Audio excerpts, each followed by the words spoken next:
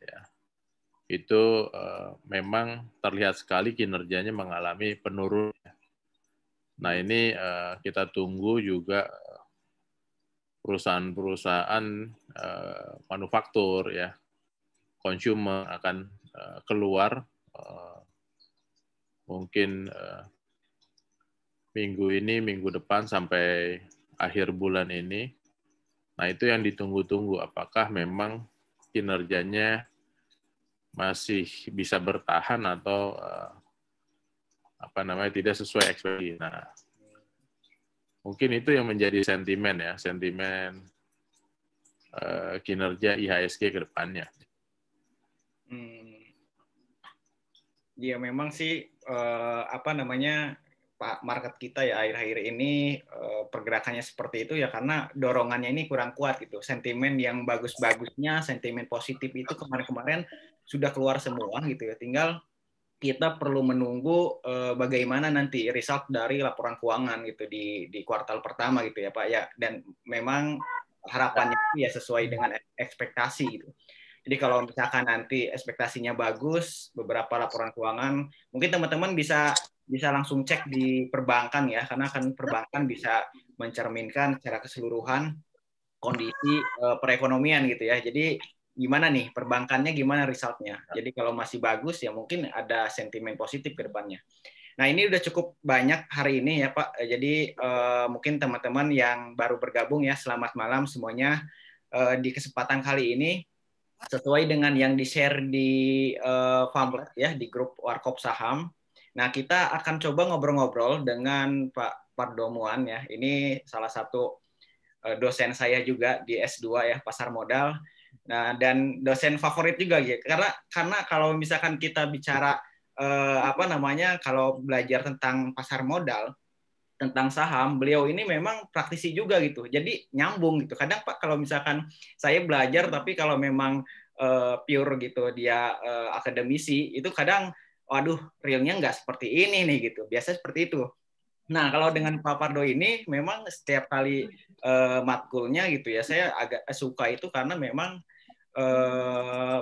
praktisi juga gitu. Artinya nyambung gitu antara teori dengan praktek yang saya alami juga gitu ya. Nah, berhubung beliau juga adalah seorang penulis ya, jadi saya juga baca-baca bukunya dan ternyata ini sebenarnya cocok juga gitu. Sepertinya cocok dan bisa diaplikasikan secara langsung oleh teman-teman.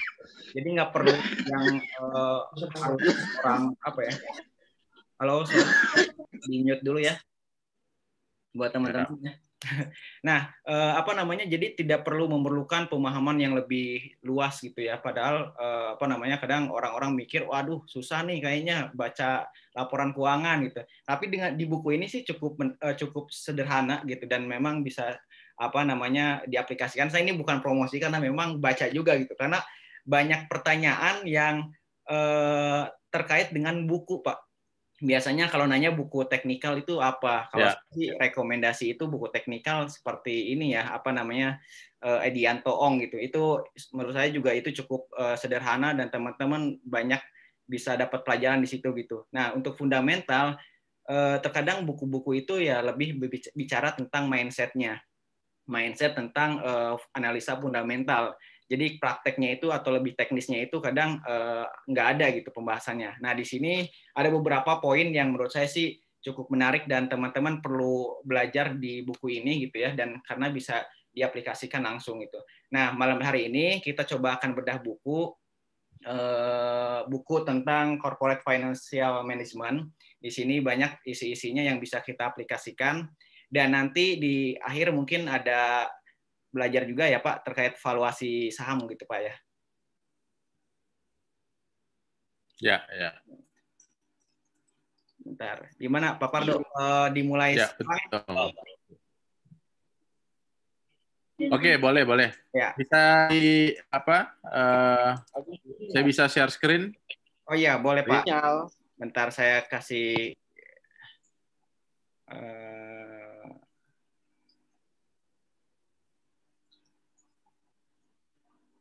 ya Pak, silakan Pak. Oke.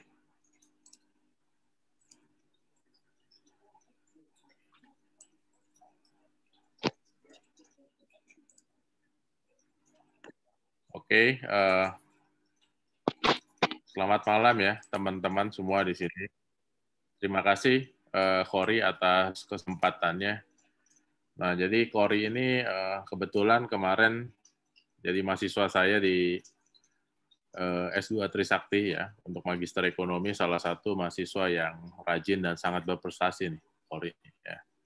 Dan juga jadi praktisi juga. Ya. Jadi praktisi juga, jadi ya kita sering nyambung ya. Oke, nah kita akan bedah buku ya, Corporate Financial Management, tapi mungkin tidak terlalu apa ya. Nanti saya harapkan nanti teman-teman banyak kita diskusinya ya. Jadi Corporate Financial Management ini bukunya saya buat tahun 2018 ya. Tahun 2018 kebetulan karena saya S3-nya di IPB, jadi saya cetak di IPB ya. Nah, ini biografi saya. Jadi S2 saya di UI, ngambil keuangan, ya. S3 saya juga ngambil majornya keuangan di Universitas IPB. Jadi IPB sekarang bukan institut lagi, tapi universitas. Karena fakultasnya sudah banyak, tapi tidak menghilangkan IPB-nya, tapi tidak dipanjangkan. Jadi Universitas IPB, IPB University namanya. Ya, saya sempat juga di Bali, ya di Udayana. Nah, saya terakhir itu di BUMN. Sekarang saya private equity, ya, salah satu private equity. Nah, sebelumnya saya di BUMN sebagai CFO. Nah, background saya sebelum di BUMN itu di pasar modal, ya. Jadi dari Reliance Securities, ya, Paramitra, ya, Rekapital Securities. Terakhir saya di Rekapital Asset Management, mengelola dana, ya. Nah, ini ya kan isi dari bukunya. Ya, sebenarnya secara garis besar ini ingin menceritakan apa sih corporate finance itu ya. Apa itu nilai perusahaan ya. Tujuan dari manajemen keuangan ya. Agency problem ya, dan pastinya pasar keuangan. Ya, salah satunya mungkin teman-teman di sini sudah aktif di pasar modal ya. Nah, jadi manajemen keuangan itu memiliki 3 bidang yang saling terkait ya. Ada money and capital market ya. Jadi money market, ada juga capital market. Dia juga investasi ya, karena dia melakukan keputusan-keputusan investasi, dan juga manajerial di bidang keuangan ya, terkait dengan operasional supporting ya. Jadi kalau digambarkan itu sebenarnya keuangan itu ada 2 ya, dari sisi investasi maupun dari sisi pendanaan ya, disupport oleh operasionalnya ya. Jadi ada fungsi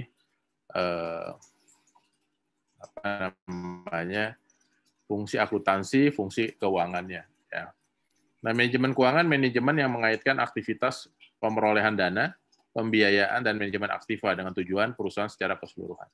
Jadi tujuan perusahaan itu ultimate-nya ya adalah menciptakan nilai tambah. Ya. Dengan cara apa? Dengan cara berinvestasi ya, yang memperoleh return ya lebih tinggi daripada biayanya. Ya. Kalau bahasa finance-nya, bahasa kerennya, diukur biaya itu dengan WACC, ya, weighted average cost capital, ya, sedangkan return-nya ya itu dihitung dengan IRR. Ya, jadi keuangan itu sebenarnya sederhananya selama IRR-nya lebih besar daripada WACC, ya, maka investasi jalan, ya seperti itu.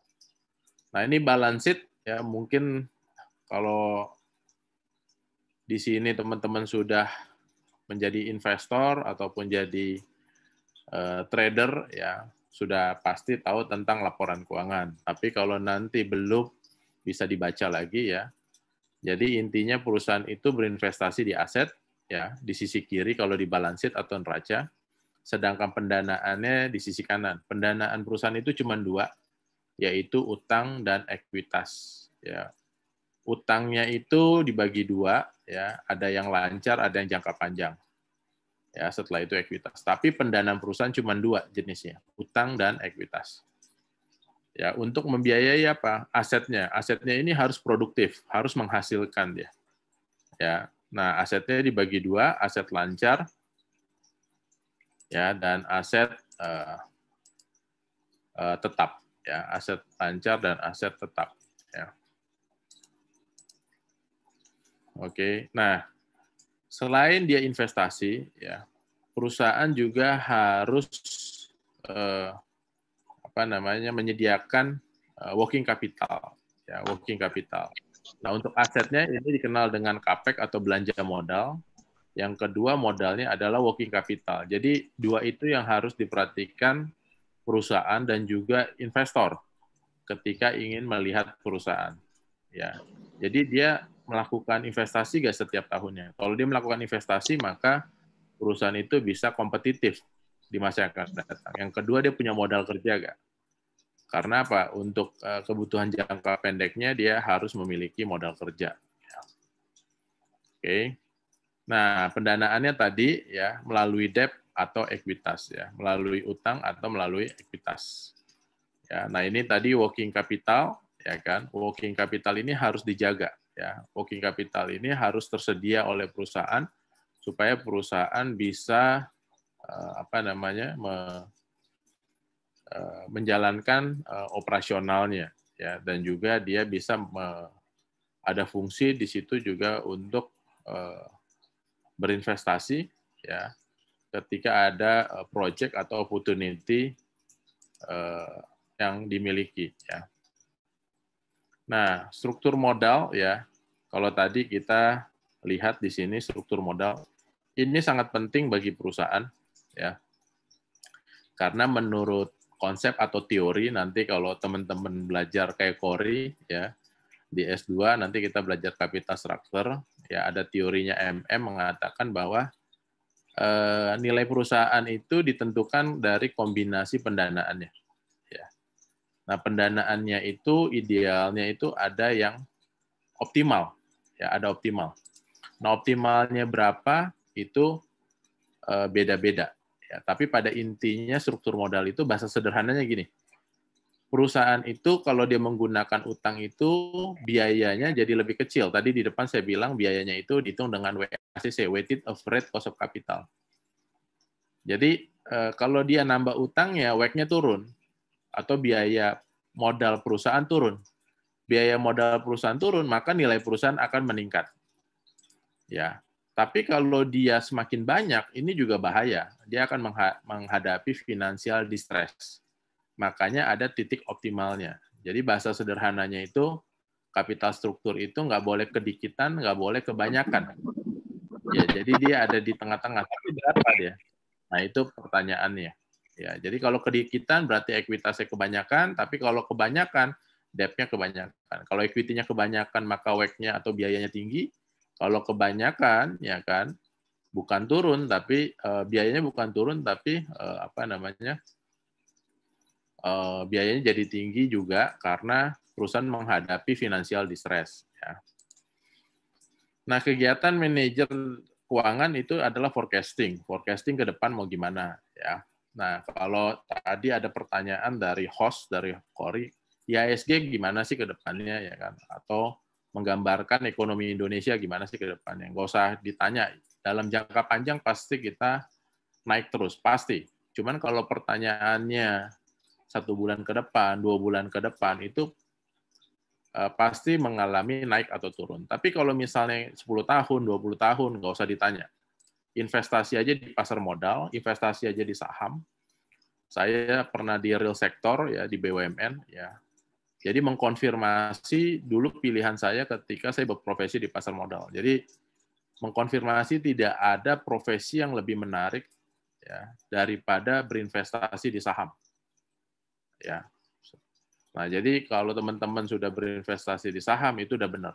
Tapi mungkin perlu ditingkatkan ya kan pengetahuan dan kompetensinya supaya cara memilih saham, ya timingnya kapan ya itu bisa lebih baik lagi. Apakah bisa perfect? Enggak juga, enggak bakalan. Warren Buffett orang terkaya di dunia karena saham.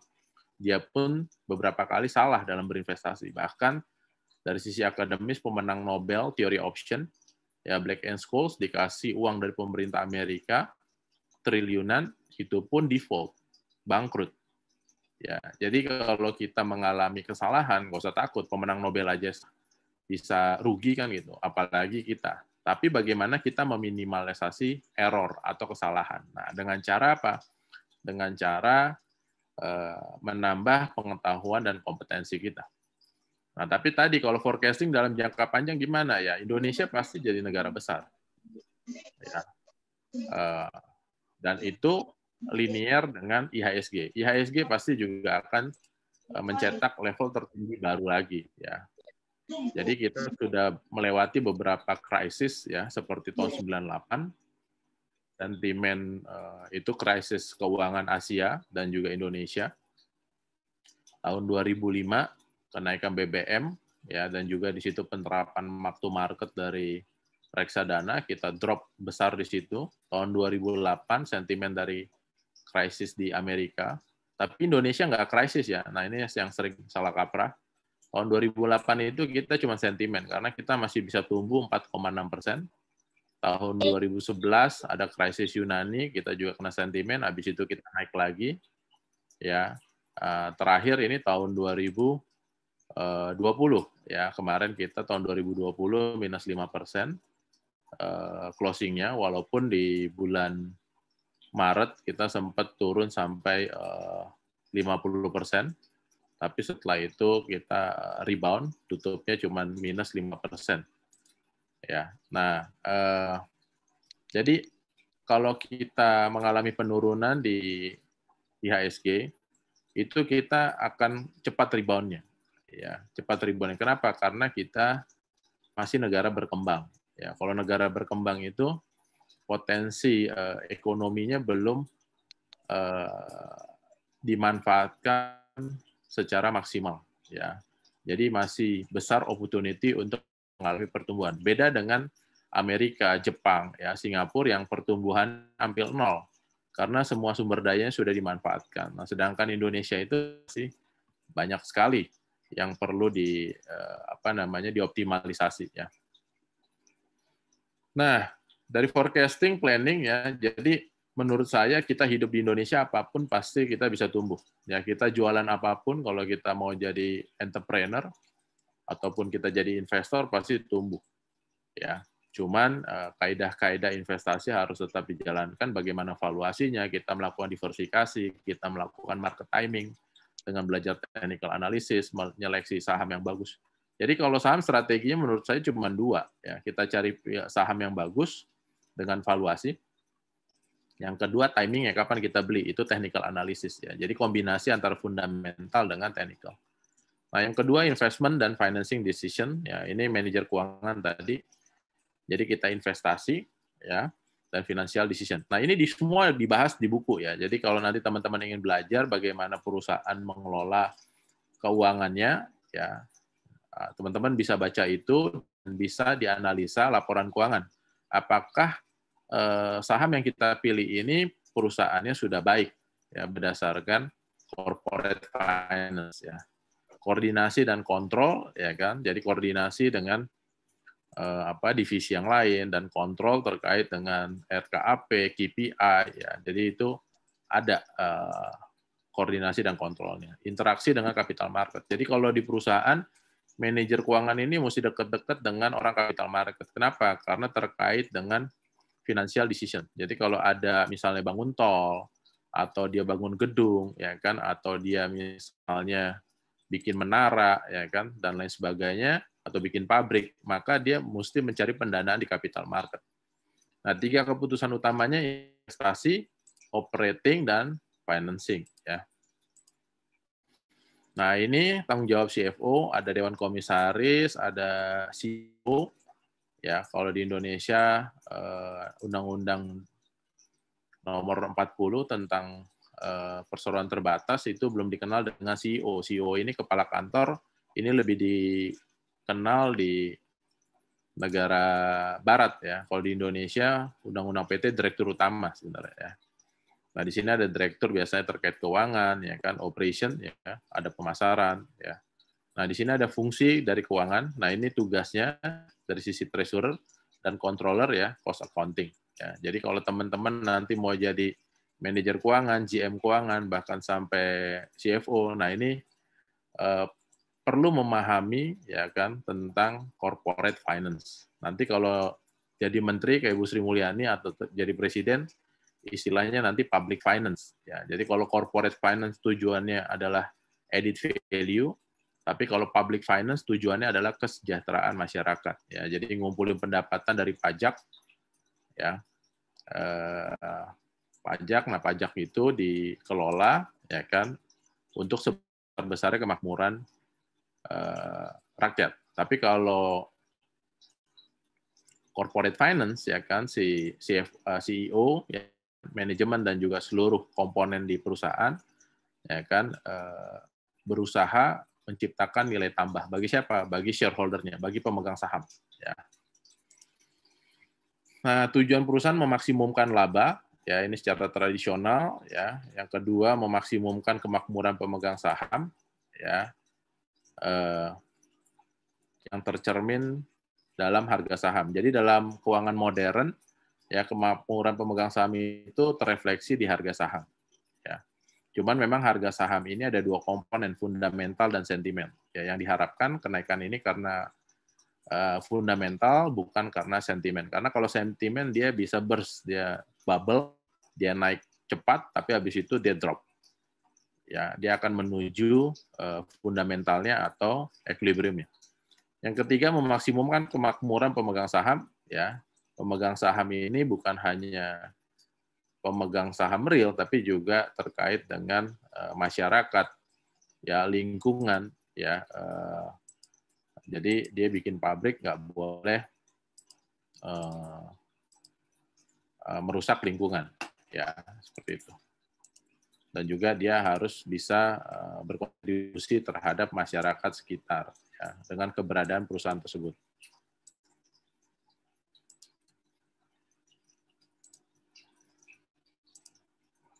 Oke, nah ini biasanya ada pertanyaan karir bidang keuangan, ya. Di bidang keuangan bukan hanya manajer keuangan, GM keuangan atau CFO. Semua elemen dalam perusahaan harus mempunyai perspektif keuangan. Ya, apa itu perspektif keuangan? Dia tahu berapa benefitnya, ya berapa cost-nya. Cost dan benefit. Jadi benefitnya harus lebih besar daripada cost-nya. Termasuk ibu rumah tangga juga harus mempunyai perspektif keuangan.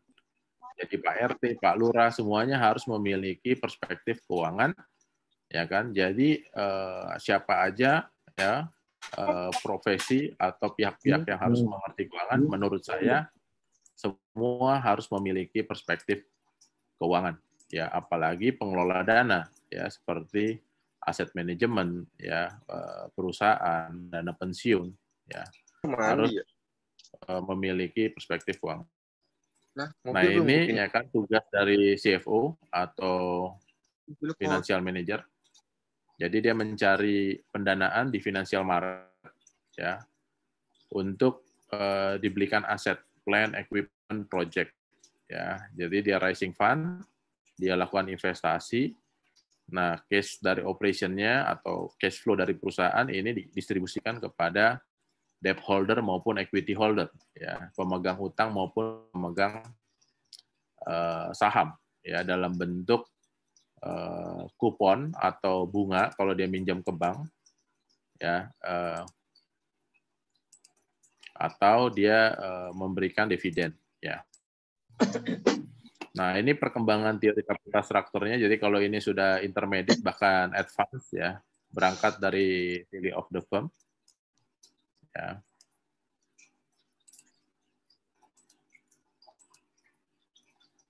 Oke, nah setelah itu capital structure theory, MM dimulai MM. Setelah itu determinan optimum capital structure. Perkembangannya ada trade-off theory, pecking order. Ya, nah trade-off ini kembang marginal tax, agency theory, signal, ya, dan GCG, corporate governance. Ya, di sini pecking order, perkembangannya market timing. Jadi perusahaan itu juga ada market timingnya ketika dia menerbitkan saham atau IPO kita kenal, atau dia menerbitkan obligasi, menerbitkan utang. Nah, dynamic capital structure ini mengatakan bahwa struktur modal itu dynamic. Ya, jadi setelah dia nerbitin utang, dia terbitin ekuitas. Setelah ekuitas, dia terbitin utang. Jadi dynamic. Yang penting perusahaan terus membesar, ya kan?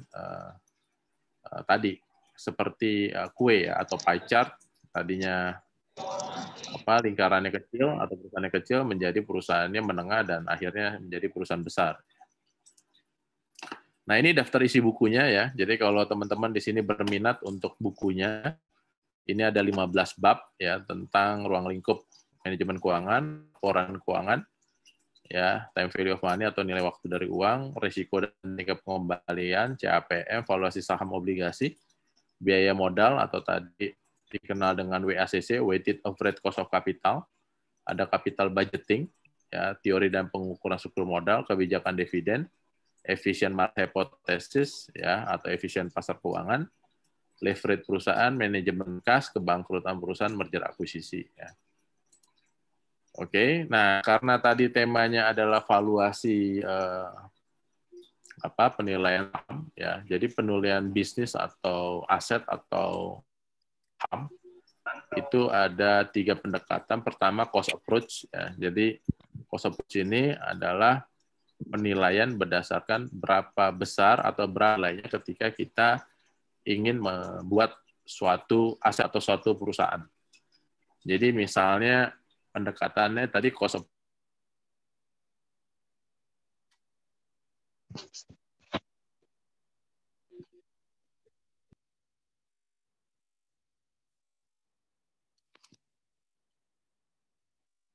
Halo. Oh, kayaknya terputus.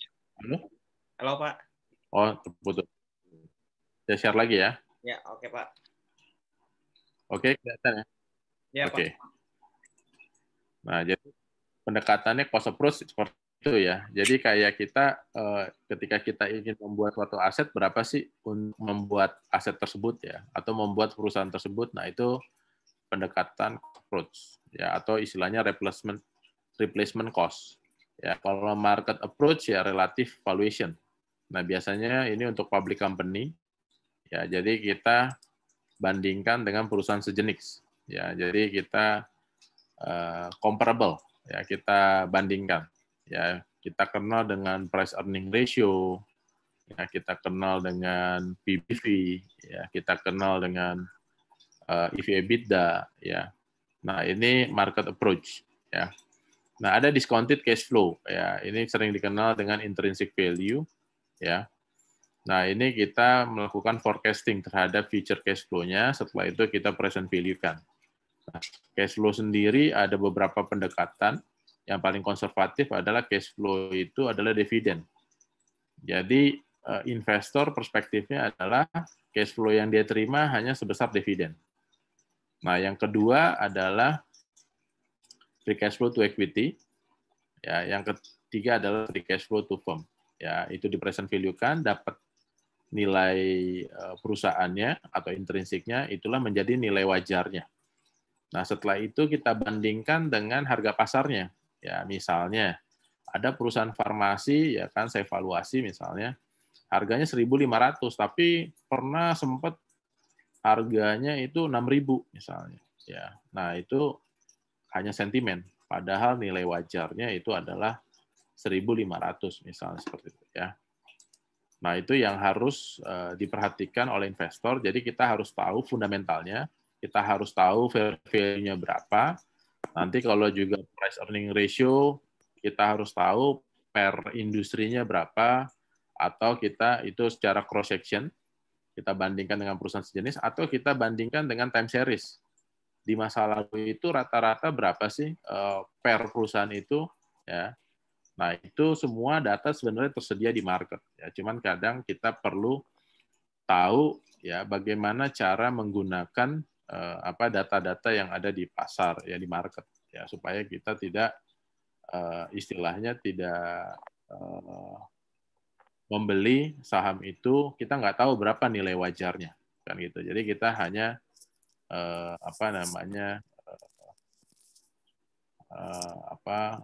belum mengetahui tentang ya, informasinya. Nah, itu tentang valuasi ya. Nah, itu yang harus kita perhatikan atau kita pahami ya. Oke, nah itu materi kita tentang bedah buku kita dan sedikit tentang bagaimana cara valuasi saham. Ya, mungkin setelah ini kita diskusi ya, Ori ya. Oke, baik Pak. Karena kayaknya lebih menarik gitu ya kalau diskusi, karena pasti banyak informasi juga. Ya, silakan. Iya, yang bisa teman-teman tanyakan secara langsung gitu. Nah, beberapa tadi mungkin di daftar isi yang buku ini memang banyak yang bisa dijadikan acuan gitu ya buat teman-teman yang nanti menganalisa saham. Ada bagian tadi yang terkait dengan laporan keuangan. Nah, itu di situ dijelasin juga banyak ya rasio-rasio tentang keuangan, juga ada berkaitan dengan merger dan akuisisi. Dan yang memang sebenarnya saat ini tuh lagi rame Pak, di market kan lagi banyak sekali ya merger akuisisi gitu. Dan ini yang menjadi sentimen pendorong untuk saham-saham bank yang kecil gitu. Nah, ini juga teman-teman bisa banyak belajar ya terkait dengan merger akuisisi gitu. Di buku ini dijelaskan juga karena ada beberapa tujuan dari perusahaan ya, kenapa dia harus merger akuisisi gitu, dan faktornya itu apa aja gitu. Nah, mungkin saya coba lempar dulu ke teman-teman semua kalau ada pertanyaan terkait tadi ya yang dijelaskan oleh Pak Pardo, silakan mungkin di kolom komentar ya, ditanyakan aja, atau barangkali ada yang mau langsung buka videonya ya silakan. Mungkin buat teman-teman. Langsung juga boleh ya. Kenapa Pak? Ya. Ya, ditanya langsung juga nggak apa-apa, Ri. Ya, langsung aja nggak apa-apa, biar ngobrol langsung ya, kelihatan. Ayo, mumpung Pak Pardo nih lagi ada waktunya nih. Karena kalau misalkan nggak di sini, susah nih waktunya kalau ketemu. Boleh tanya? Ya, boleh. Pak Andri Permana ya, silakan Pak. Iya. Saya penasaran dengan yang pie chart-nya tadi yang ada debt sama equity. Dibilang kalau perusahaan banyak equity-nya itu akan menambah beban ya tadi ya. Itu kok bisa Pak ya?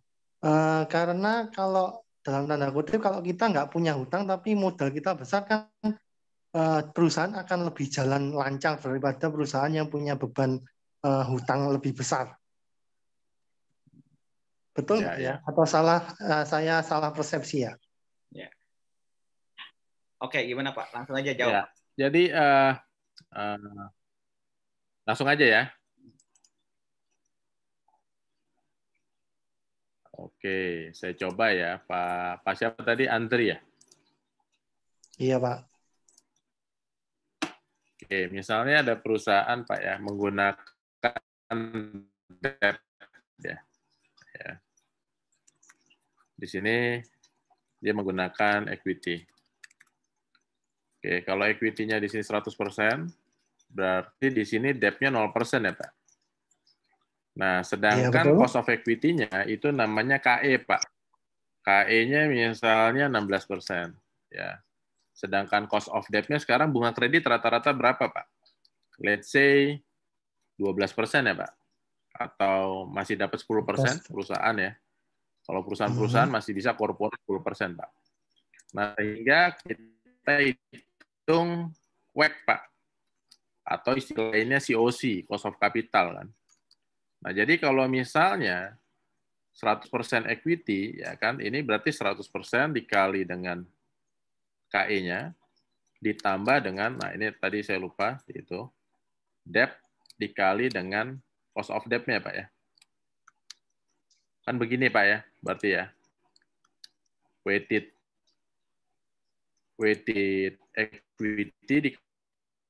equity ditambah weighted debt dikali cost of debt.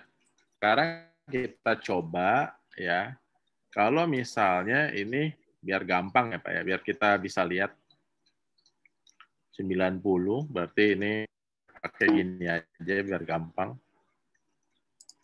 Ya, dikurang 0,1, 10%. Ya. Oke. Sedangkan ini ditambah 0,1. Ya, seperti ini. Nah, KE-nya Pak, ya. Ini kalau dia pakai utang, ya, KE-nya kita anggap dia tetap, Pak. Ya, kita anggap tetap dulu aja. Ya, KD-nya juga kita anggap tetap. Ya, maka WACC-nya berapa kan itu? Nah, maka WACC-nya Pak, kalau dia pakai 100%, kalau teori Modigliani, kalau utangnya makin besar, maka WACC-nya turun. Nah, nilai perusahaan itu kan adalah nilai perusahaan, yaitu cash flow, ya, atau di sini kita bisa biasanya pakai adalah EBIT, ya, dibagi dengan WACC-nya, ya, atau kita bisa, oke, EBIT dibagi WACC, ya. Nah, sekarang EBIT-nya itu diasumsikan adalah Rp100 EBIT per shares-nya, Pak. Ya, sehingga ini 100 dibagi dengan WACC-nya. Ya, dapatlah nilai perusahaan, ya, nilai sahamnya. Nah, sekarang ya, ini kita matikan, kita string, Pak, ya, supaya dia tetap ya 100. Nah, kita copy aja ke bawah. Nah, maka di sini bisa ketahuan, Pak, ya. Dengan dia berutang, ya, utangnya semakin besar, nilai perusahaan akan meningkat. Dengan asumsi EBIT-nya ceteris paribus tetap. Nah, disinilah pembuktian bahwa dengan dia menambah utang, ya, dengan dia menambah utang, di sini ya, rasio debt-nya, ya, dengan dia menambah utang, maka nilai perusahaan akan meningkat. Nilai perusahaan akan meningkat.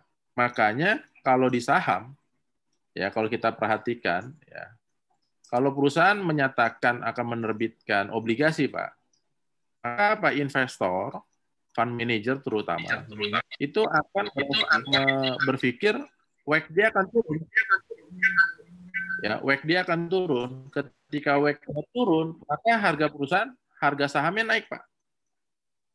Ya, jadi perhatikan. Jadi kalau misalnya ada berita penerbitan obligasi atau dia dapat utang dari bank, maka harga sahamnya cenderung meningkat.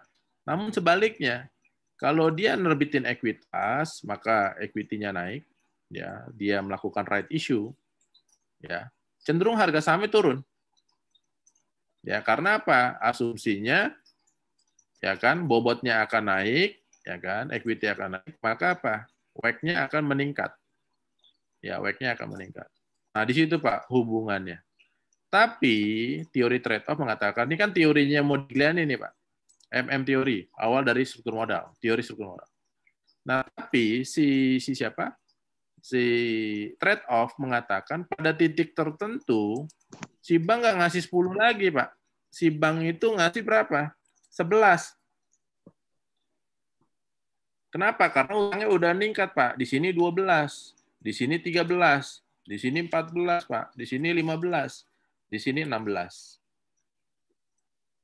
Ya kan? KE-nya gimana? KE-nya juga pemegang saham. Ketika dia nambah utang, dia nggak mau lagi dikasih 16%, Pak. Dia maunya 17, dia maunya 18 di sini 19, di sini 20, di sini 21, Pak, mungkin di sini 22. Sehingga ada titik optimalnya. Di mana optimalnya? Nah, optimalnya di sini, Pak. Kalau kita pakai simulasi ini ya. Cuman bisa kita lakukan regresi, Pak.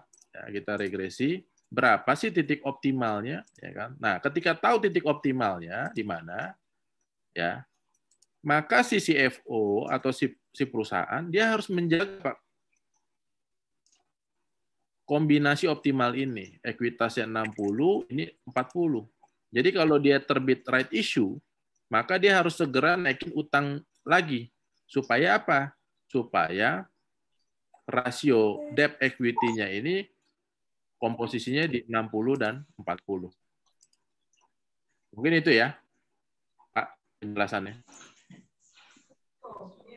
Boleh tanya lagi, Pak? Oke. Apa? Silakan, Pak. Kalau misalkan contoh emiten seperti Unilever, HM Sampurna itu kan tidak membagikan dividen, Pak. Membagikan dividen 100%, Pak. Jadi equity-nya kan equity-nya nggak nambah sama sekali berarti ya. Sedangkan kalau Sido muncul kan dengar-dengar debt-nya malah 0%. Jadi dia tidak punya utang gitu. Perusahaan bagaimana yang bisa dikatakan bagus, Pak? Apakah yang di tengah-tengah seperti yang tadi 60-40 yang ditunjukkan di Excel atau yang bagaimana, Pak, menurut Bapak? Ya beda-beda, Pak. Beda-beda. Ada yang bisa perusahaan itu 90%, Pak, pakai utang. Ada perusahaan yang cuma 20%, Pak, pakai utang. Ya, jadi kalau teori trade-off capital structure mengatakan utang boleh aja, Pak. Berapapun utang boleh. Bahkan dia bilang sampai 99% utang pun nggak apa-apa. Selama cash flow-nya bisa dijaga, Pak. Ya, apa itu cash flow? Ya, penerimaan perusahaan, pendapatan perusahaan masih bisa nutup biaya-biayanya, Pak. Ya. Nah, kenapa Unilever atau HM Sampurna misalnya dia bagi dividen 100%? Karena kasnya kebanyakan, Pak. Kasnya dia sudah banyak sehingga dengan posisi kas dia bisa akuisisi, Pak. Dia bisa beli brand-brand yang collab. Misalnya kemarin sebelum beberapa tahun lalu dia akuisisi Sariwangi. Dia akuisisi kecap Bango. Jadi brand-brand lokal yang brandnya sudah baik, tapi perusahaannya tidak bisa memanage cash flow-nya, dia kolaps, Pak. Dia kolaps, ya itu tinggal diambil aja oleh Unilever, Pak. Nah, berapa optimalnya? Nah, itu yang perlu dicek, ya, diteliti, Pak. Cuman dari penjelasan tadi kita tahu, jadi kalau perusahaan dia nerbitin utang itu bukan jelek, justru bagus. Karena nerbitin utang selain tadi menurunkan biaya modalnya, yang kedua itu juga menjadi signal bahwa perusahaan itu bankable. Jadi dia masih bisa mencari pendanaan melalui utang. Tapi kalau dia right issue, nah itu juga menjadi signal dalam teori signal. Signal apa? Bahwa perusahaan itu tidak bankable. Sehingga dia harus minta kepada pemegang saham. Kalau pemegang sahamnya punya uang, Pak. Kalau nggak punya, maka dia mengajak temannya. Atau istilah kerennya standby buyer. Seperti itu. Nah, jadi Unilever maupun HM Sampurna, dia membagikan dividen, ya kan, 100%. Nah, dia disukai oleh fund manager tuh, Pak, investor besar. Ya, investor besar suka dengan HM Sampurna dan Unilever. Kenapa? Karena memang investor yang suka dengan dividen, dia akan beli HM Sampurna dan Unilever. Ya, cuman HM Sampurna ini menghadapi kenaikan cukai, Pak. Nah, itu yang membuat harga sahamnya belum recovery dia. Ya. Dan juga memang masyarakat kita juga sudah sudah educated, Pak. Sudah memahami kesehatan. Nah, itu juga faktor yang menekan penjualan dari HM Sampurna. Nah, dari sisi biaya, pembayaran cukainya juga tinggi, ya. Terakhir datanya sekitar 40 triliun, Pak, setahun HM Sampurna bayar cukai. Ya. Luar biasa. Mungkin itu ya, Pak. Terima kasih, Pak. Ya, Pak Andri ya. Pak Andri. Oke, ada lagi? Cukup baik juga tadi pertanyaannya dan sudah dijelaskan juga ya dengan Excel-nya. Jadi memang kalau bisa saya simpulkan lagi, komposisi antara debt dengan equity itu ya jangan ada yang jomplang salah satu gitu. Jadi memang ada satu titik optimal dan itu pasti tergantung dari sisi internalnya itu sendiri. Jadi teman-teman harus juga melihat lebih detail. Jadi jangan berarti ketika ada satu saham yang hutangnya banyak, wah ini jelek nih, nggak seperti itu juga gitu. Jadi perlu dilihat lagi hal yang lain. Salah satunya tadi dari sisi cash flow-nya, seberapa besar hutang yang dia miliki, tapi kalau memang cash flow-nya bisa membayar hutang tersebut, ya itu nggak jadi masalah gitu. Dan tentu bisa meningkatkan nilai perusahaan juga gitu. Nah, mungkin teman-teman yang lain barangkali ada pertanyaan ya terkait dengan tadi yang sudah dijelaskan ataupun yang berkaitan dengan laporan keuangan, mungkin rasio-rasio ya. Silakan teman-teman di di kolom komentar atau seperti tadi bertanya secara langsung. Malam Pak Cori, saya Doni, saya boleh bertanya langsung ke narasumber. Pak Doni, silakan Pak Doni. Selamat malam Bapak Pardomuan ya. Sorry kalau ada spelling. Saya juga baru join ya. Izinkan saya berkomentar dahulu terhadap jawaban-jawaban yang tadi sudah disampaikan.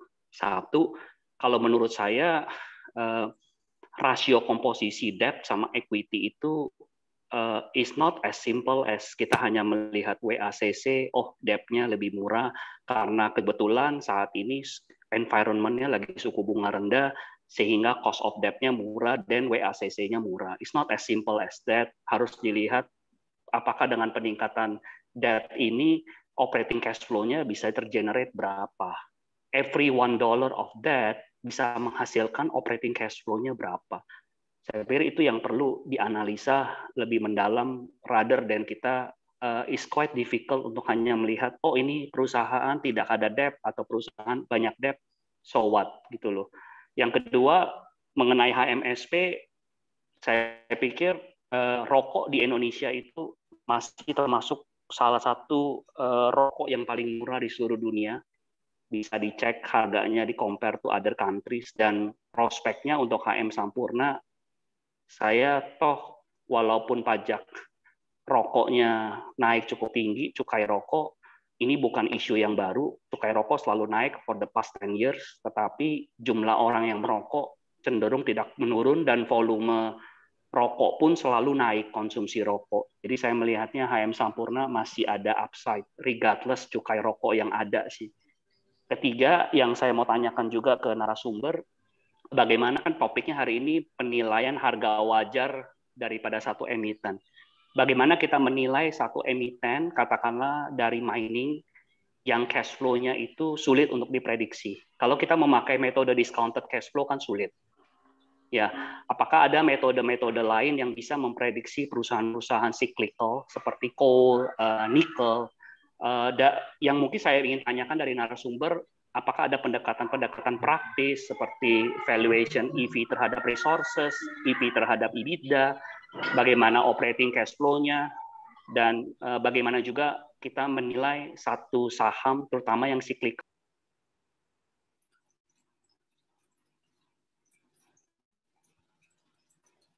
Di mute, Pak. Halo. Di mute, Pak. Iya. Sorry, tadi kedengeran nggak ya? Sempat termute, Pak. Oh, sempat termute ya. Sorry. Yang pertanyaan yang mungkin nggak kedengaran, saya ingin mau nanya bagaimana valuasi untuk perusahaan cyclical, katakanlah mining, komoditi, di mana cash flow-nya sulit untuk kita prediksi.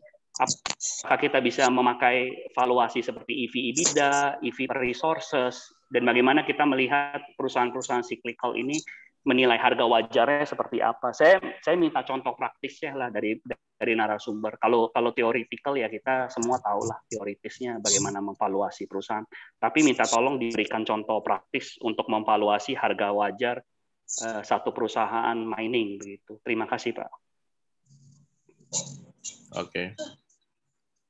Oke, yang pertama betul Pak ya. Jadi bukan terkait utang itu besar atau enggak ya. Utang besar itu juga memang harus ada proyeknya dan biasanya ketika perusahaan menerbitkan obligasi pasti di situ digunakan untuk apa dan itu dipantau oleh Bursa Efek Indonesia dan OJK ya. Jadi ya nggak ada gunanya juga perusahaan berutang tapi dia nggak ada proyeknya ya dan itu common sense lah ya. Jadi memang perusahaan itu karena ada investasi atau project pastinya. Nah, kalaupun existing yang ada, nah dia juga harus misalnya dia refinancing. Ya, ada banyak perusahaan sekarang melakukan refinancing yang tadinya bunganya mungkin 12%, sekarang dia bisa dapat di market 9%. Dan itu bisa jadi menghemat cost of fund-nya. Ya. Tapi tadi ya kembali lagi, kalau misalnya mau pakai equity semua, walaupun misalnya cost of equity-nya adalah 16%, ya nggak masalah juga. Kalau dia misalnya memiliki project yang IRR-nya 30% kan gitu. Ya, tapi kan asumsinya tadi IRR itu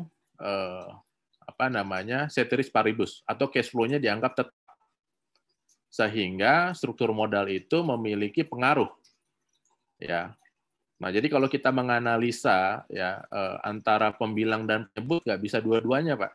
Jadi mesti salah satu. Jadi kalau pembilangnya itu cash flow kita anggap tetap, ya maka penyebutnya ini yang kita analisa. Jadi ketika struktur modal yang kita bahas tadi, ya, nah maka dengan struktur modal menggunakan debt, ya, cost of fund-nya turun, maka nilai perusahaan akan naik. Ya, tapi kalau tadi kita diskusi lagi bahwa ya kalau pakai KE tapi cash flow-nya gede gimana? Ya pakai KE aja atau pakai ekuitas aja nggak masalah. Ya kan, misalnya cost of equity-nya 30% tapi jualan narkoba ya nggak masalah juga kan gitu. Untungnya 100% kan gitu. Ya. Jadi nggak ada masalah di situ. Tapi kalau dianggap ceteris paribus ya, misalnya cash flow-nya itu 100 tadi ya. Nah, maka cost of fund itu yang menjadi berpengaruh ya. Satu itu. Yang kedua tadi terkait HM Sampurna. Saya setuju ya. Ya, karena harga saham itu fundamental dan sentimen. Ya fundamentalnya mungkin HM Sampurna nggak masalah, tapi sentimen cukai itu yang menjadi masalah. Ya, fundamentalnya mungkin nggak masalah, walaupun memang HM Sampurna sendiri mengakui bahwa ada perubahan. Sekarang masyarakat kota itu bukan perokok beneran, social smoker aja. Karena dia duduk sama temennya, jadi dia pura-pura aja, bukan yang kayak dulu. Kenapa? Masyarakat kita udah ke arah yang lebih educated. Makanya mereka juga diversifikasi jenisnya HM Sampurna. Jadi bukan rokok aja kan gitu. Jadi saya setuju itu fundamental, tapi kita juga dipengaruhi oleh sentimen. Ya seperti sekarang bank-bank. Ya bank-bank sekarang apakah itu fundamentalnya memang segitu? Ya, yang digital itu. Ya. Atau misalnya kemarin Inco atau Antam. Ya, apakah itu merefleksikan fundamental? Itu kan sentimen aja, karena katanya Tesla mau bikin pabrik baterai. Tapi kenyataannya apa? Ketika nggak jadi, ya drop juga. Jadi kita kembali ke fundamental lagi. Ya, itu yang menjawab pertanyaan Doni tadi. Yang ketiga juga, ya terkait dengan batu bara atau apapun, Pak, ya termasuk startup, ya itu hati-hati dengan sentimen. Jadi kita kembali ke cash flow, Pak. Ya, kembali ke cash flow lagi. Jadi kalau misalnya kayak Inco, Antam, Kalbe Farma, Kimia Farma atau Indofarma, menurut saya semua sentimen tuh, Pak. Karena saya nggak ngelihat di situ ada cash flow, nggak ada earning di situ, Pak. Orang sampai kuartal 3 kemarin, Kimia Farma aja itu year on year-nya itu drop. Tapi kenapa dari harga 300-an sampai ke 6.000? Kan begitu. Dan itu diikuti oleh banyak spekulan. Kenapa saya bilang spekulan? Spekulan itu dia hanya membeli saham yang berharap dia bisa jual sahamnya lebih tinggi kepada orang lain. Bukan investor. Nah, di market kita kebanyakan spekulan. Dan akhirnya rugi dia. Jadi dia rela, ya spekulan ini, dia rela rugi besar ketimbang dia harus retret, mundur sejenak untuk menambah pengetahuan dan kompetensinya, Pak. Nah, itu yang terjadi di market kita. Tapi ya, itu yang ada. Gitu. Saya menghadapi itu. Ya, jadi terkait tadi, Pak, teknisnya, ya, jadi kembali ke cash flow, Pak. Ya, kita harus hitung ya berapa cash flow. Makanya perusahaan konstruksi kenapa ambruk semua sekarang? Bahkan ada perusahaan konstruksi menurut saya udah zombie tuh. Ya, udah zombie dia. Kenapa? Utangnya udah besar, Pak. 50 triliun. Berapa puluh tahun urus ngebalikin itu. Walaupun tiap hari dia cerita jual tolnya lah, jual ini, jual itu, ya kan? Ya kan itu udah zombie kan gitu. Ya, karena apa? Ya karena utangnya udah banyak, cash flow-nya recurring-nya, ya kan? Nah, sekarang dia jual-jual aset aja. Ya. Nah, itu kembali ke ini, Pak. Ya, kembali ke konsep. Ya, jadi kita nggak bisa mengabaikan juga, oh itu cuma konsep. Ya. Tapi itu yang terjadi, Pak.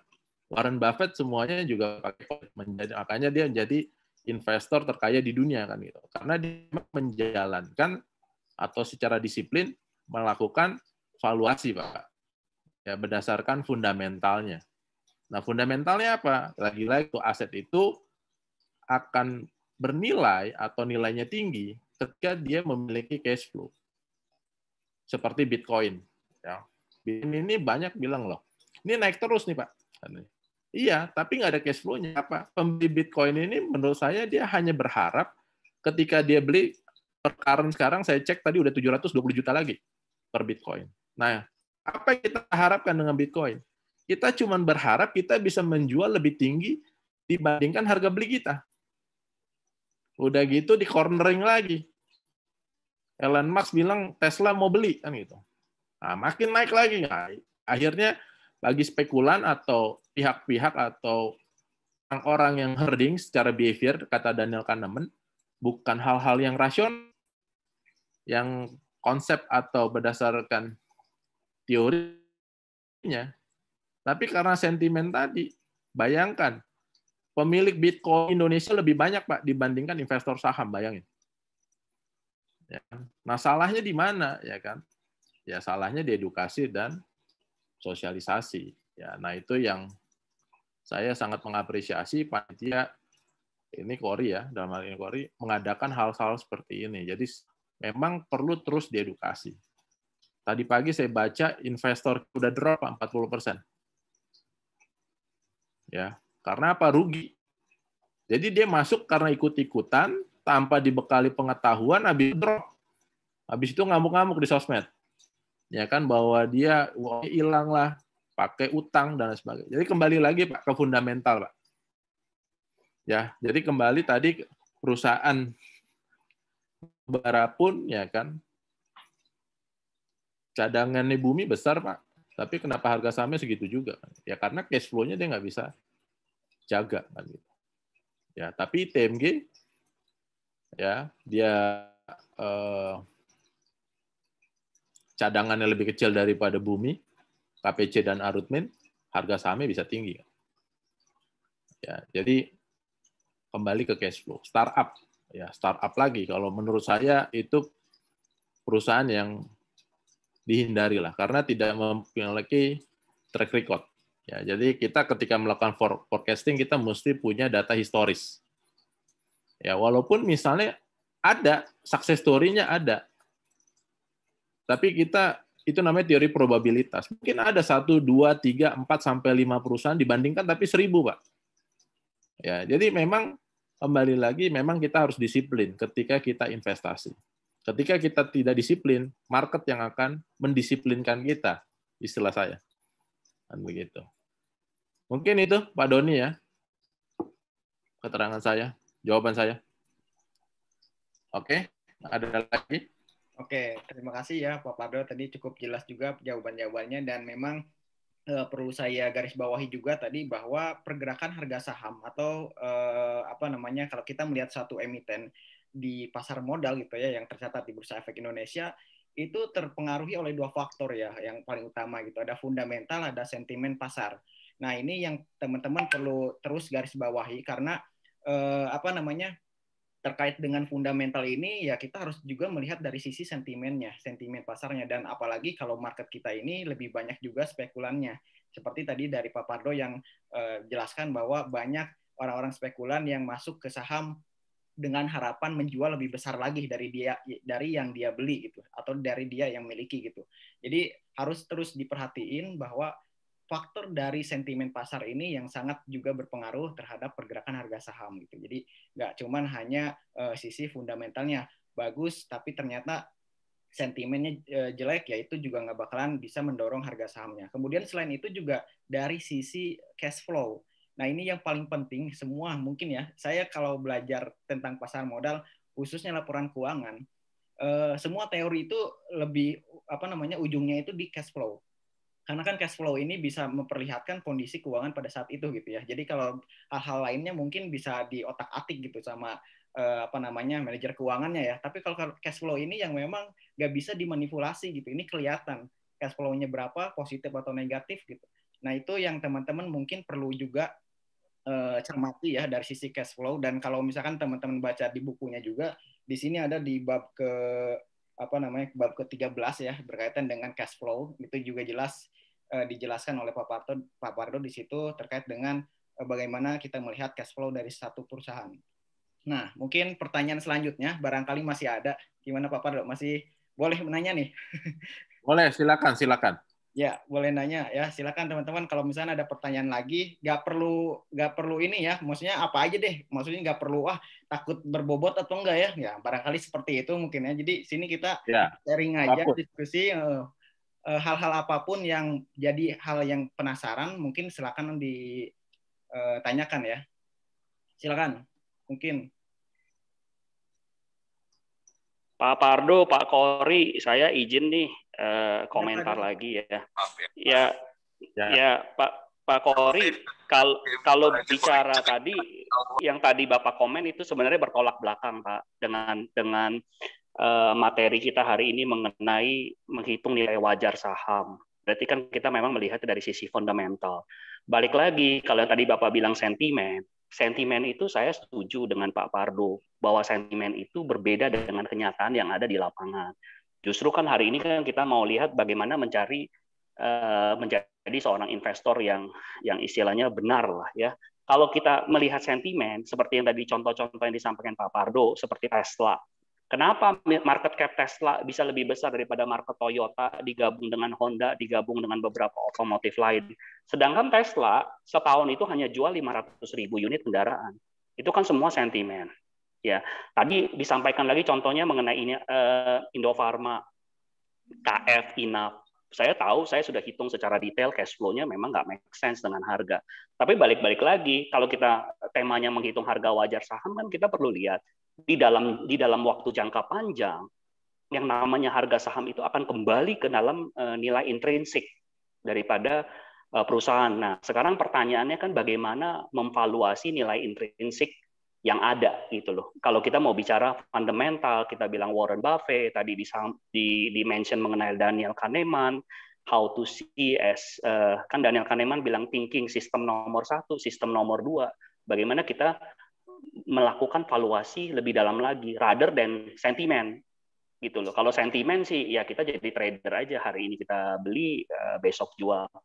Kedua, kalau dilihat marketnya Indonesia, saya kok lihatnya sama dengan market US. Average holding period daripada investor itu rata-rata 6 bulan. Indonesia mungkin less than 6 months. Itu memang benar sekali. Tapi kan sebagai kita yang mau belajar ini sebagai investor kan kita melihatnya jangka panjang. Namanya kita investasi. Yang namanya investasi time horizon kita at least di atas 3 tahun sampai 5 tahun. Bahkan investor-investor yang lebih besar juga time horizonnya itu 10 tahun gitu loh, melewati siklus-siklus ekonomi yang ada. Kalau kita lihat di dunia ini kan selalu siklus itu setiap 6 sampai 8 tahun terjadi penurunan yang dalam di atas 25%. Setiap 3 tahun terjadi penurunan di atas 10%. Itu terjadi di market US dari since Great Depression sampai sekarang. Begitu juga terjadi di pasar modal Indonesia dari tahun 1990 sampai saat ini. Jadi menurut saya ya gejolak market selalu ada. Yang namanya pasar saham dimanapun banyak sekali yang memang model-model seperti ini, trader dan bukan investor. Ya, terus saya mau mengomentari mengenai cash flow. Saya sih sebenarnya melihat kalau cash flow dibilang paling benar juga tergantung ya, tergantung metode maupun kebijakan akuntansi yang dipakai. Ya, banyak yang kita bisa pelajari. Sebenarnya laporan keuangan itu kan bisa juga dimanipulasi, seperti earning, pengakuan pendapatan. Pasti Pak Pardo juga mungkin lebih mengerti lah daripada saya. Secara accounting, pengakuan pendapatan itu kan bisa dibuat. Katakanlah pendapatannya belum ada, pendapatan di future kita tarik ke sekarang. Kedua, pendapatan yang harusnya diakui secara bertahap, kita akui di depan. Kedua, dari sisi cost pun juga bisa yang namanya kita manipulasi. Cost yang tadinya harusnya expense yang kita keluarkan di tahun itu bisa di-capitalize. Sehingga didepresiasi di jangka panjang, sehingga cost-nya kelihatannya kecil. Dan di bawah earning-nya naik. Nah, memang earning yang di bawah itu kan bisa dimanipulasi. Begitu juga cash flow yang ada di laporan keuangan. Jadi menurut saya, ya perlu kita melihat lebih jauh lagi di laporan keuangannya, catatan atas laporan keuangannya itu make sense atau enggak sih menurut saya. Jadi kalau hanya dilihat secara teoritis seperti itu, banyak sekali manipulasi laporan keuangan yang bisa dibuat dan kita bisa compare dengan di dalam industri yang sama. Itu aja sih Pak komen dari saya. Thank you. Ya. Oke, jadi saya respon ya. Ya memang itu yang namanya reputasi Pak. Ya, saya bukan mau ini, tapi kita ambil case lah. Ya, misalnya di sini teman-teman ya dikasih pilihan grup Astra atau grup Lipo. Kira-kira pilih yang mana? Ya, grup Astra atau grup Lipo? Ya, silakan jawab masing-masing ya. Itu yang namanya reputasi. Jadi ketika kita berinvestasi di saham juga kita harus lihat reputasinya. Ya, BUMN juga nggak semuanya bagus kan gitu. Ya, tergantung. Mau kayak gimana di permaknya Garuda juga, ya kondisi sekarang ya sulit sekali. Ya siapa yang mau terbang kan begitu. Ya cash flow-nya ya nggak ada di situ. Karena apa ya? Dengan kondisi begini ya drop, cost dia gede, parkir pesawatnya berapa? Makanya kemarin sampai beberapa pesawat kembalikan. Ya jadi reputasi juga harus dilihat. Nah makanya investor seringkali, apalagi yang baru ya. Karena kenaikan selama pandemi ini investornya besar sekali dan itu memang disinyalir karena adanya herding membebek ya sosmed kita berhasil menggiring milenial ya untuk berinvestasi di pasar modal. Tapi di satu sisi itu juga ada risiko kan gitu karena mereka asal ikut-ikutan aja dan kebetulan pas lagi ada rebound setelah Maret mengalami drop besar-besaran. Tapi setelah itu di Januari drop lagi ya. Nah, itu yang membuat investor kita drop tadi ya. Bursa mengatakan 40% itu mengalami penurunan. Beritanya tadi pagi saya baca. Ya. Nah, itu kita memang harus hati-hati. Terkait juga reputasi. Ya secara overall fundamental itu memang bukan hanya keuangannya, tapi juga terkait dengan manajemennya, reputasi, ya yang nggak mungkin kita bahas di seminar.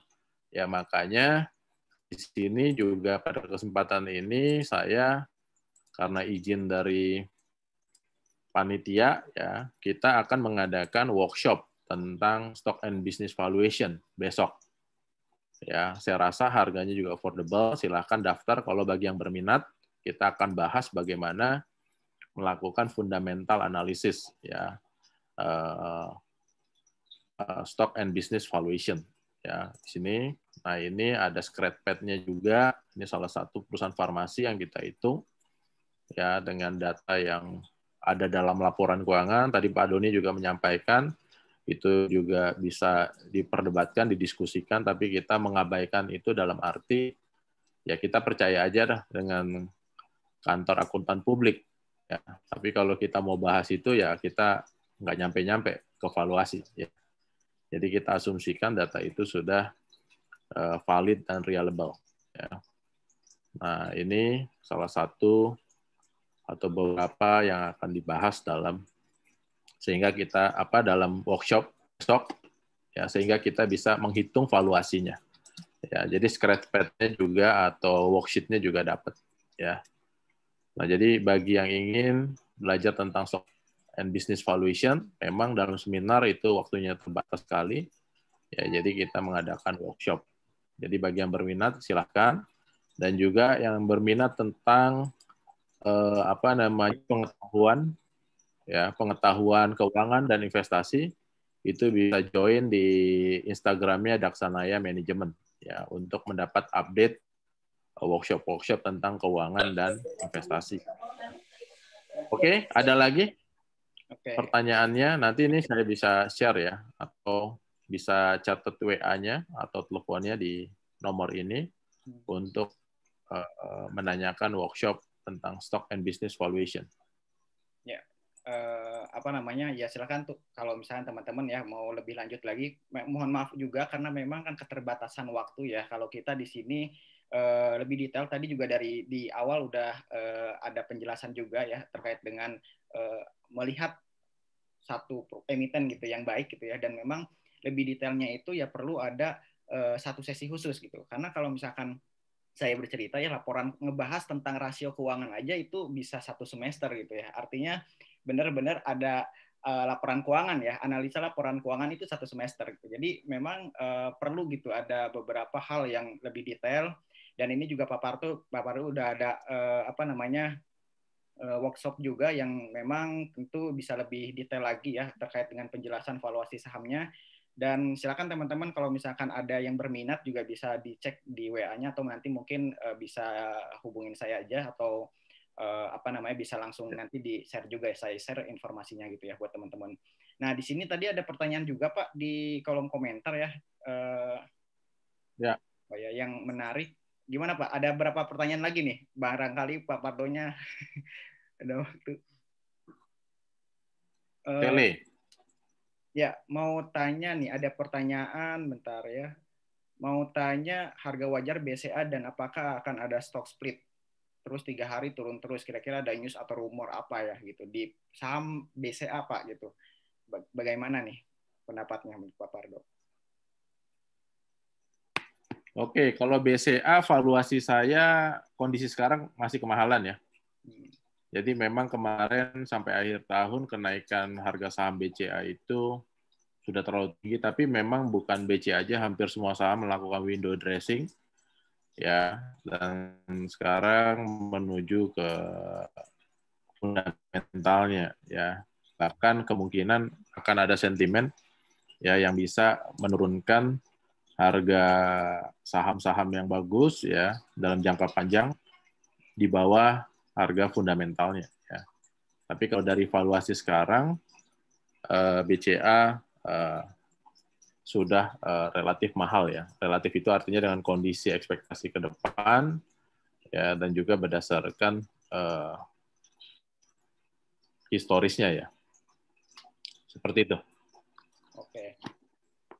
Ya, baik. Terima kasih untuk Pak Fardo. Mungkin kita batasi juga ya untuk pertanyaannya, karena udah jam 8 lewat juga. Tadi rencananya sih sampai jam 8 ya, ini udah ada kelewatan karena mungkin diskusinya juga cukup menarik ya untuk malam hari ini. Apa namanya, buat teman-teman juga yang mungkin nanti berminat ya, kalau misalkan pengen baca-baca deh gitu, karena kayaknya menarik. Ya, boleh. Ini nanti juga bisa nanti ya hubungin aja saya, mungkin kalau misalkan teman-teman berminat di beli bukunya ya untuk dari buku ini. Menurut saya sih ini cukup menarik juga, dan teman-teman bisa ya Pak. Jadi untuk hari ini yang berminat nanti mungkin bisa dibantu ke panitia atau Kori ya. Untuk bukunya untuk hari ini harganya 150.000 sudah termasuk ongkir. Ya, 150.000 untuk ongkir, sudah termasuk ongkir ya, tapi ongkirnya ya mungkin Jabotabek ya. Karena nanti kalau lebih dari itu lebih banyak lagi ya. Ya Pak, siap. Tapi bisa didiskusikan ya. Jadi untuk hari ini 150.000 ya. Dan untuk yang ikut workshop ya, yang ingin berminat ikut workshop besok ya. Hari ini juga khusus ya. Karena di sini 1 orang 800.000 ya, sedangkan 3 orang itu 1,8 ya. Untuk malam ini ya, peserta malam ini saya berikan harga 500.000 per peserta ya. Jadi kalau yang mendaftar dari workshop atau dari seminar malam ini, saya berikan harga 500.000 dan sudah mendapatkan e-certificate ya untuk workshopnya. Nah, oke. Nah ini. Jadi nanti bisa dihubungin panitia atau misalnya bisa dibantu Polri, memang dari peserta malam ini diberikan special price 500.000 per orang. Ya. Nah, boleh mungkin Pak agak dibesarin Pak untuk WA-nya Pak, barangkali teman-teman semua ada yang mau catat WA-nya. Oke, saya udah saat ini.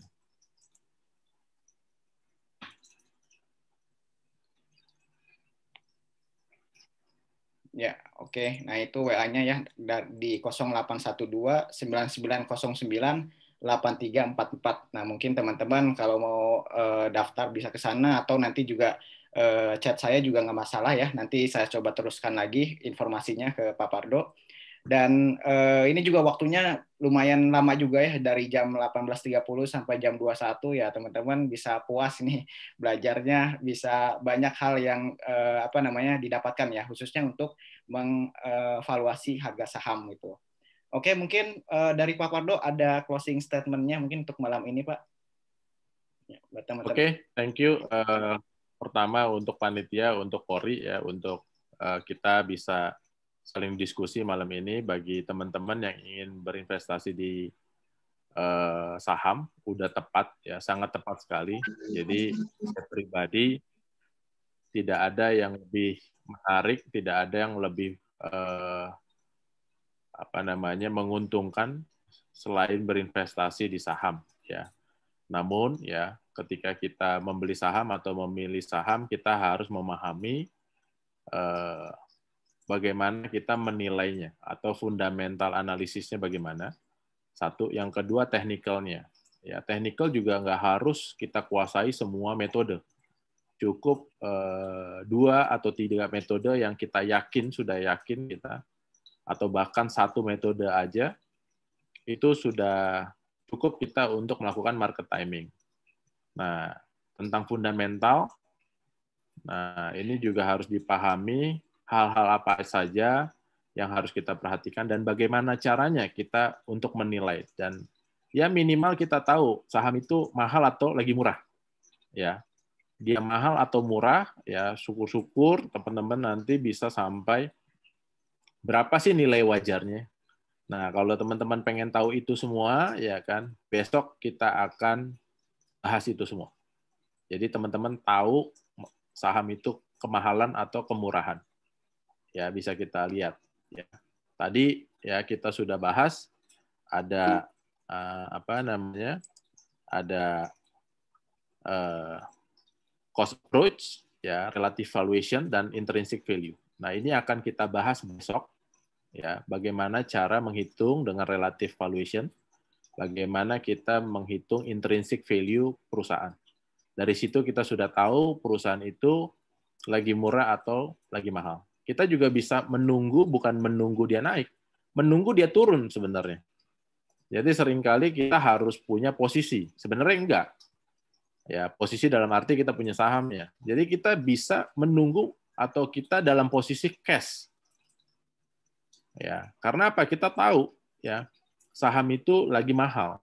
Sehingga kita tunggu dia sampai dia turun. Dan itu semua indikator tersedia di market.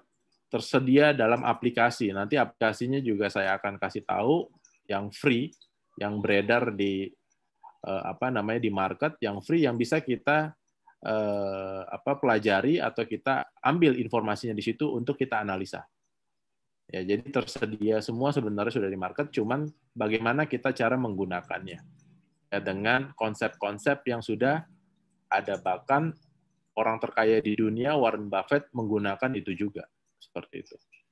Ya. Jadi mungkin itu sekali lagi selamat berinvestasi untuk teman-teman. Mudah-mudahan kita bisa bertemu di lain kesempatan. Terima kasih untuk Kori untuk kita berdiskusi malam ini. Ya. Terima kasih semuanya. Oke, Pak. Terima kasih buat Pak Pardo atas waktunya. Mungkin kita coba dokumentasiin dulu ya, teman-teman. Kalau boleh kita buka videonya. Biasanya paling nggak mau nih, apa sambil tidur semua.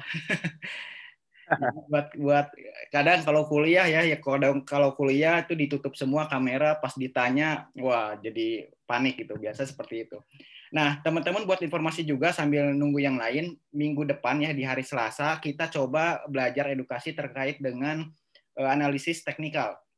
Nah, metodenya itu lumayan baru juga, Ichimoku. Ini metode yang memang jarang ada yang ngajarin gitu ya dan mungkin juga nggak banyak gitu yang pakai strategi ini Ichimoku ya, berkaitan dengan indikator Ichimoku.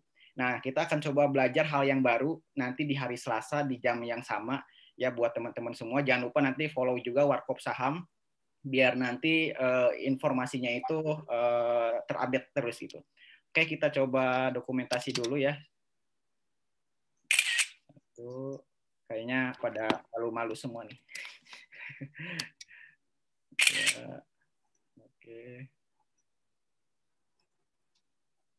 Oke, mungkin terima kasih buat teman-teman semua yang sudah meluangkan waktunya ya untuk Pak Pardo juga yang di tengah kesibukannya juga ya, karena saya juga udah lama nih baru ngobrol lagi nih dengan Pak Pardo. Selalu banyak hal yang baru ngobrol. Karena udah mau lulus, Pak. Ya, oke.